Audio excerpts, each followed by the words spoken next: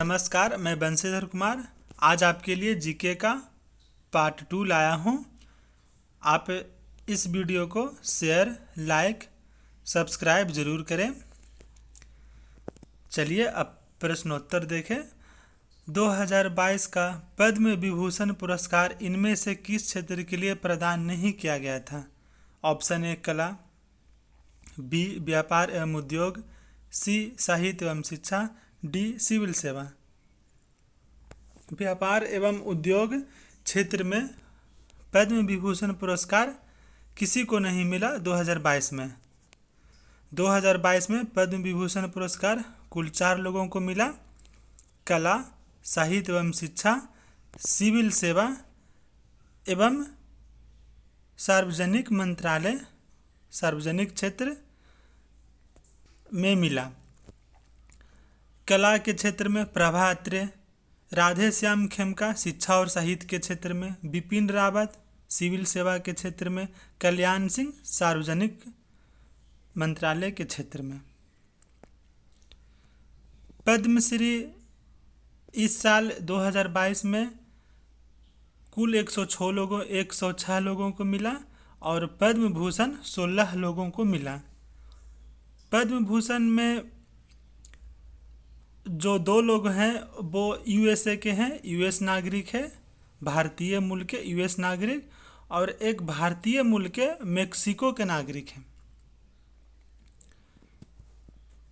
पद्मश्री में कुल 5 विदेशी हैं। ये 2022 के लगभग 2-3 एग्जाम में ये प्रश्न आया है कि पद्मश्री में कुल कितने विदेशी को मिला है, तो 5 लोगों को। और पद्म भूषण कुल में 3 विदेशी को मिला है। अगले प्रश्न, गहरे समुद्र में पानी का रंग नीला किसके कारण दिखाई देता है? ऑप्शन ए प्रकाश के प्रकीर्णन, बी प्रकाश के अपवर्तन, सी प्रकाश के प्रवर्तन, डी प्रकाश के वर्ण विक्षेपण। आंसर प्रकाश के प्रकीर्णन। ये प्रकाश के प्रकीर्णन आंसर। अगले प्रश्न, मार्च 2022 में आरबीआई ने किस बैंक को नए ग्राहकों को शामिल करने से रोकने का निर्देश दिया था?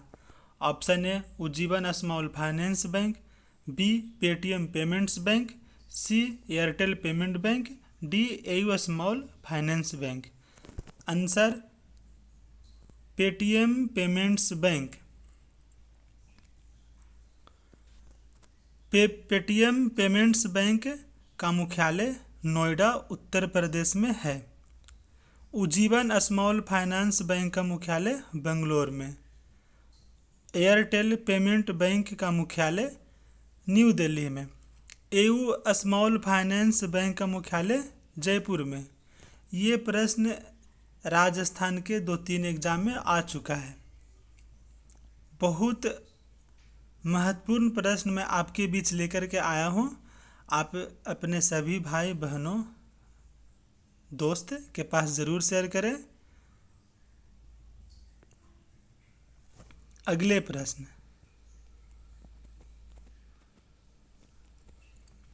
2021 में खगोल विज्ञान एवं खगोल भौतिकी पर हुए 14वें अंतर्राष्ट्रीय ओलंपियाड में भारत के कितने प्रतिभागियों ने स्वर्ण पदक जीता था? ऑप्शन ए 4, बी 5, 3, सी में 3, डी 6। उत्तर 4। 2021 में जो ओलंपियाड हुआ था खगोल विज्ञान एवं खगोल भौतिकी पर, उसमें भारत को 4 गोल्ड मेडल मिला था। जो 2022 में हुआ था उसमें भारत को 3 गोल्ड मेडल मिला। 2022 का ओलंपियाड खगोल विज्ञान एवं खगोल भौतिकी का जॉर्जिया में हुआ और 2023 का पोलैंड में होगा। पोलैंड की राजधानी वारसा है। आप ज़रूर याद रखें, यह क्वेश्चन छत्तीसगढ़ लोक सेवा आयोग में आ चुका है, छत्तीसगढ़ के एग्ज़ाम में। आप ज़रूर पढ़ें, याद रखें। अगले प्रश्न,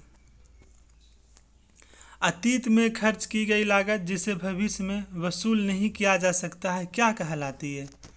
ऑप्शन ए प्राथमिक लागत, ऑप्शन बी अस्थायी लागत, सी विफल लागत, डी आर्थिक लागत।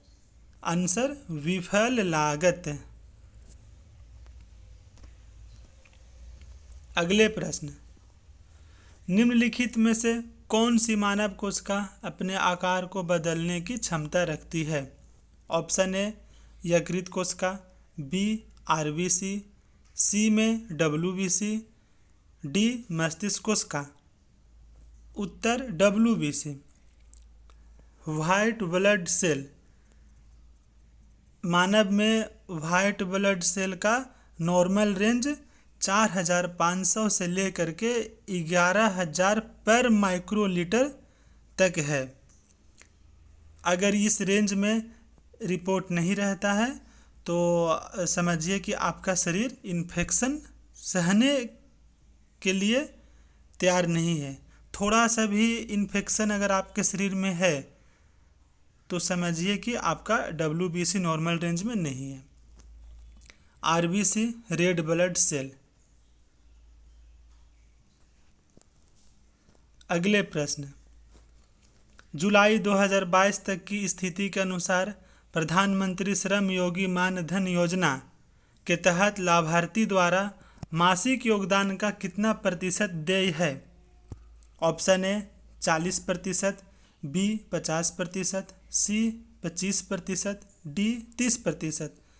उत्तर 50%। प्रधानमंत्री श्रम योगी मानधन योजना PMSYM यह योजना 2019 में लाई गई थी पीयूष गोयल के द्वारा। ये भी एग्ज़ाम में आ चुका है कि प्रधानमंत्री श्रम योगी मानधन योजना किसके द्वारा लाया गया? ऑप्शन नरेंद्र मोदी, पीयूष गोयल, अरुण जेटली, मनोहर पर्रिकर। तो आप आंसर याद रखें, पीयूष गोयल 2019 में इनके द्वारा लाया गया। इस योजना के तहत जिनका 15,000 से कम इनकम है उन्हीं का ये योजना है और एलिजिबिलिटी एज है 18 से 40 साल तक। फिर जैसे ही उस व्यक्ति का एज 60 साल होता है उसके बाद उन्हें 3,000 या इससे भी ज़्यादा पर मंथ मिल सकता है। मान लिया जाए कि कोई भी जिनका सैलरी 15,000 से कम है, यदि वो पर मंथ 200 रुपया सरकार के अकाउंट में जमा करते हैं तो सरकार उनके अकाउंट में अपने तरफ से भी 200 रुपया जमा करेगी। इस तरह से ये योजना चलती है। आपके पास जो भी हैं आपके आसपास तो इस योजना के बारे में बताएं। आप उन्हें खुलवा सकते हैं बैंक में जा कर के, पोस्ट ऑफिस में जा कर के। बहुत ही अच्छा योजना है। अगले प्रश्न,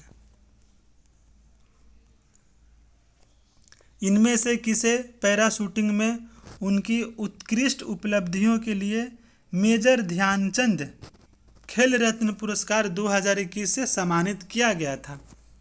option A Praveen Kumar, B Manish Narwal, C Sharad Kumar, D Harmanpreet Singh.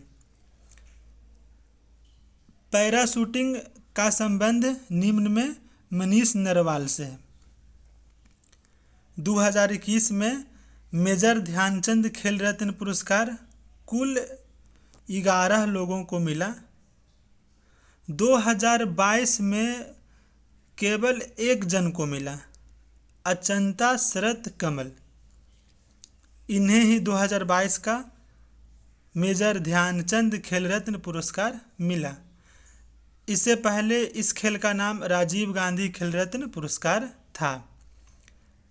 पहले इस पुरस्कार के तहत विजेता को 15 लाख दी जाती थी। इससे पहले 10 लाख, इससे भी पहले 7 लाख। ये जैसे जैसे सरकार बदलते गई वैसे वैसे विजेता राशि बदलते गए। अभी इस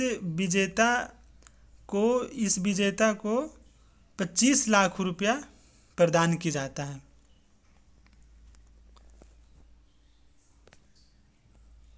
अगले प्रश्न, गोसी खुर्द राष्ट्रीय सिंचाई परियोजना इनमें से किस राज्य से संबंधित है? गोसी खुर्द राष्ट्रीय सिंचाई परियोजना अभी हाल में राजनीति में इस योजना का नाम बहुत ही प्रसारित हो रहा है, क्योंकि इस परियोजना के आसपास के लोगों जहाँ रहते हैं वहाँ उनका गांव को खाली करवाया जा रहा है और उन्हें कहीं और शिफ्ट किया जा रहा है। यह परियोजना महाराष्ट्र में है। महाराष्ट्र में नागपुर के पास में। आप कभी भी चेन्नई के तरफ जाएंगे तो नागपुर के पास में एक गोंदिया जिला है, गोंदिया जिला, इसी जिला में यह योजना है। यह परियोजना वेनगंगा नदी पर है, जो कि गोदावरी नदी की सहायक नदी है। वेनगंगा नाम से आप लोगों के दिमाग में एक और नदी का नाम आया होगा, बाणगंगा। वेनगंगा गोदावरी नदी की सहायक है और वानगंगा यमुना नदी की एक और नदी है। उस नदी का नाम है गंभीर नदी और गंभीर नदी का उपनदी है बाणगंगा। बाणगंगा राजस्थान और उत्तर प्रदेश 2 राज्य में बहती है। इसका उद्गम, बाणगंगा का उद्गम जयपुर के पास से है और वेनगंगा का उद्गम मध्य प्रदेश से है। अगले question, steel authority of India का निगमन कब हुआ था? Option A 1979, B 1973, C 1987, D 1982। Answer 1973। इसका संक्षिप्त नाम सेल है, SAIL, steel authority of India limited. अगले क्वेश्चन, भारत को एक संप्रभु लोकतांत्रिक और गणतंत्र राष्ट्र घोषित करने वाले भारतीय संविधान के अधिनियमन के स्मरण उत्सव के रूप में प्रति वर्ष किस तिथि को एक प्रमुख राष्ट्रीय उत्सव मनाया जाता है? ऑप्शन ए 26 जनवरी, बी 23 मार्च, सी 2 अक्टूबर, डी 15 अगस्त। आंसर 26 जनवरी। अगले प्रश्न, भारत में आम वर्षा की घटना किस ऋतु से संबंधित है? ऑप्शन ए शीत, बी ग्रीष्म, सी शरद, डी वर्षा। उत्तर ग्रीष्म ऋतु। अगले प्रश्न, उपनिषद शब्द में उप शब्द क्या दर्शाता है? जैसे ही कोई भी शब्द के आगे यदि उप लगा हो तो आप उस शब्द का अर्थ समझ सकते हैं कि वह किसी निकटता के पास ला रही है। उप का अर्थ ही होता है निकट, निकटता। जैसे उपमार्ग मतलब उस मार्ग के निकट, तो उप मतलब निकट होता है। अगले प्रश्न, भारत के 15वें महान्यायवादी के वेणुगोपाल को अपने कार्यकाल का पहला विस्तार इनमें से किस वर्ष में मिला? Option A 2021, option B 2019, option C 2020, D 2022। K Venugopal सुप्रसिद्ध व्यक्ति हैं। इनका कार्यकाल का पहला विस्तार 2020 में मिला। अति महत्वपूर्ण प्रश्न, आप ज़रूर याद रखें। फिलहाल वर्तमान में भारत के अटॉर्नी जनरल महान्यायवादी आर वेंकट रमनी हैं। ये 16वें अटॉर्नी जनरल हैं, 16वें महान्यायवादी हैं। महान्यायवादी भारतीय संविधान के अनुच्छेद 76 में दर्शाया गया है। अगले प्रश्न, फरवरी 2022 में किस राज्य ने ओपन एयर क्लासरूम पढ़ाई शिक्षालय आरंभ किया? Option A Paschim Bangal, B Kerala, C Punjab, D Haryana. Answer Paschim Bangal. Paschim Bangal में कुल विधानसभा की सीट 294। आप याद रखें, यहाँ ना बीजेपी की सरकार है, ना all India national Congress, India national Congress का भी सरकार नहीं है। यहाँ AITUC की सरकार है, all India Trinamool Congress, AITC। यह पार्टी 1998 में बनी। यहाँ के अभी मुख्यमंत्री ममता बनर्जी हैं। लोकसभा सीट पश्चिम बंगाल में कुल 42 है, केरल में 20 है, पंजाब में 13, हरियाणा में 10। आप याद रखें, और बिहार में लोकसभा की सीट 40 है। अगले प्रश्न, सोहन सिंह भकना 1913 में संयुक्त राज्य अमेरिका में भारतीयों द्वारा स्थापित किस पार्टी के पहले अध्यक्ष थे? ऑप्शन ए में Ghadar party, B India revolutionary party, C Swatantra party, D Swaraj party. उत्तर गदर पार्टी। गदर पार्टी की स्थापना 1913 में हुई। पहले अध्यक्ष सोहन सिंह भकना थे। यहाँ आप देख रहे हैं इंडिया रेवोल्यूशनरी पार्टी, इसकी स्थापना 1940 में। ये एक लेफ्ट पार्टी है। ये इस पार्टी के पहला अध्यक्ष या संस्थापक त्रिदिब चौधरी थे। यह पार्टी मुख्यतः बंगाल राज्य में ही ज़्यादा फेमस थी। यह लेफ्ट पार्टी है। अगले प्रश्न, 2011 की जनगणना के अनुसार इनमें से कौन सी भाषा भारत की 8.03% जनसंख्या द्वारा बोली जाने वाली प्रमुख भाषा है? Option A Bengali, B Gujarati, C Marathi, D Punjabi. उत्तर बंगाली। अगले प्रश्न, भारत में पंचायती राज संस्थानों की स्थापना भारतीय संविधान के किस संशोधन अधिनियम के अनुसार की गई है? ऑप्शन ए 42वें संशोधन अधिनियम, बी 57वें, सी में 73वें, डी में 86वें। उत्तर 73वें संशोधन अधिनियम। यह संशोधन अधिनियम 1992 में लाई गई। अगले प्रश्न, निम्नलिखित में से उस हस्ती की पहचान कीजिए जिन्हें खेल के क्षेत्र में पद्मश्री 2022 पुरस्कार से सम्मानित किया गया है। Option A Avani Lekhara, B Sahwal Gupta, C Tara Jauhar, D Shivnath Mishra. उत्तर अवनी लेखरा। अगले प्रश्न, प्रसिद्ध हाजी अली दरगाह इनमें से किस शहर में स्थित है? हाजी अली दरगाह बहुत ही सुप्रसिद्ध दरगाह है बहुत प्राचीन दरगाह। यह दरगाह मुंबई में है। 1431 ईस्वी में यह दरगाह लोगों के लिए खोल दी गई थी।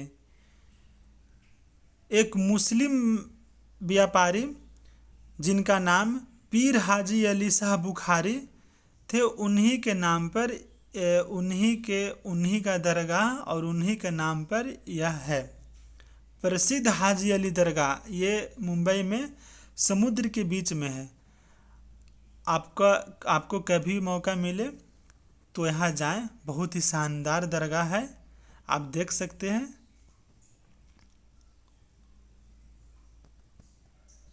ये जो शख्सियत है पीर हाजी अली शाह बुखारी, ये बुखारा के थे। बुखारा जो कि उज़्बेकिस्तान में है, उस टाइम भी था, उज़्बेकिस्तान में है। ये एक बहुत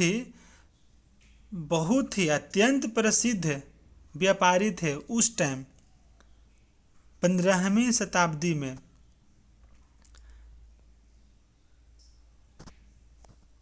अगले प्रश्न, निम्नलिखित में से किस वर्ष में भारतीय संग्रहालय अधिनियम पारित किया गया था? Option A 1915, B 1909, C 1910, D 1921।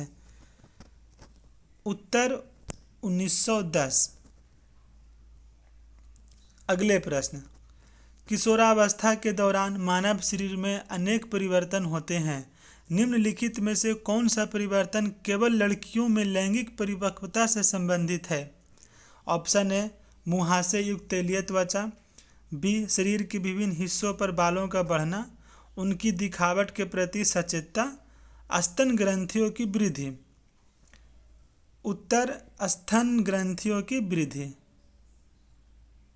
ये जो परिवर्तन है केवल लड़कियों में ही देखी जाती है, बाकी लड़का लड़की दोनों में होते हैं। अगले प्रश्न, 2021 में जारी रिपोर्ट के अनुसार संयुक्त राष्ट्र विकास कार्यक्रम UNDP द्वारा तैयार मानव विकास सूचकांक 2020 में भारत का स्थान कौन सा है? 2020 UNDP द्वारा जो मानव विकास सूचकांक जो कि 2021 में जारी की गई थी, उस टाइम भारत का रैंक 131वां था। 2021 UNDP जो कि 2022 में जारी की गई थी, इसका रैंक इसमें भारत का इसमें रैंक 132 है। टॉप पर नॉर्वे है, सबसे टॉप पर नॉर्वे।